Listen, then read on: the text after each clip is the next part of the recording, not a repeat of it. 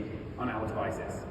In the mid-90s, I got my first computer, and it was, like most computers, Pentium 75, 8 megabytes of RAM, and it had software on it. I had Microsoft Office, Mavis Beacon, because no one could type back then, Doom, of course.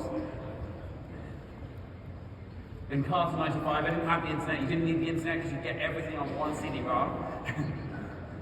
And kick ass and chew bubble gum. I'm all out of gum. And Duke Nukem. Who remembers Duke Nukem?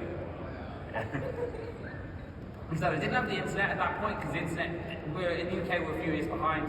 So the internet really wasn't that common. It was too expensive, and you could get in cars anyway, so you didn't need it. And the first thing I did was saved all my money from my weekend job, and I said, I'm going to go off and buy some software for my computer. So I go into PC World, and it's like, what can I buy? And I look at all the things on the shelves, you know what I come up with? Norton antivirus.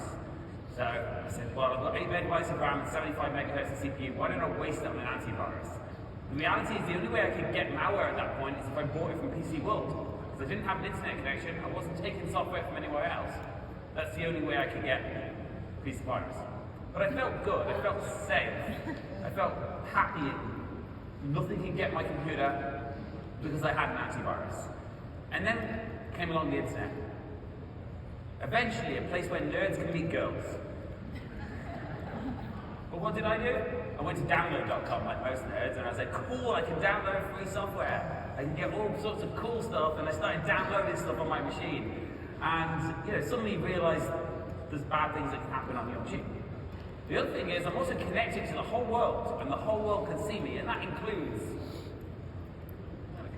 countries like Russia and China and North Korea and Canada. So now I've got two ways that the bad guys can get to me. I can download software from them and install that software, and the bad guys will get it. But people can also connect to my machine, because there was no firewalls back then. I'm dialed up to the internet with my 33K modem, and they can gain access to it. But I'm good, I'm safe, I'm happy, because I've got my antivirus and it's going to protect me from all the world's problems. But the reality was, I was a sitting duck. So what are we trying to protect against? When we buy antivirus and we buy EDR or endpoint security, what are we trying to protect against? Well, we're trying to protect against viruses, adware, malware, ransomware, keyloggers, and different types of threats like that. And the way we do that is we use various different types of detection tools like antivirus, and like EDR or next-gen antivirus or artificial intelligence or threat hunting. We've been doing that for 2 to 3 decades now.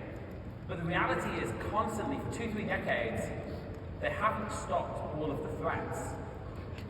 Go back to 2001, the lovebug virus spread around the internet and infected 1/3 of the world's business computers, right up to today, where we see ransomware constantly.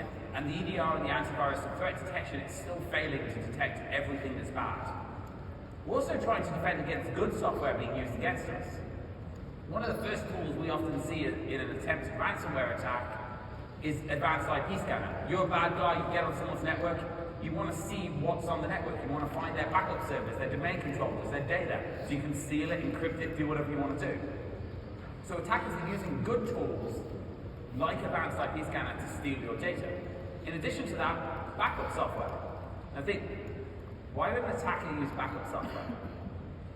So one of the techniques in modern endpoint security to detect if there's a threat is to track egress alarms. So what they'll do is they'll trigger, is this application extracting large amounts of data?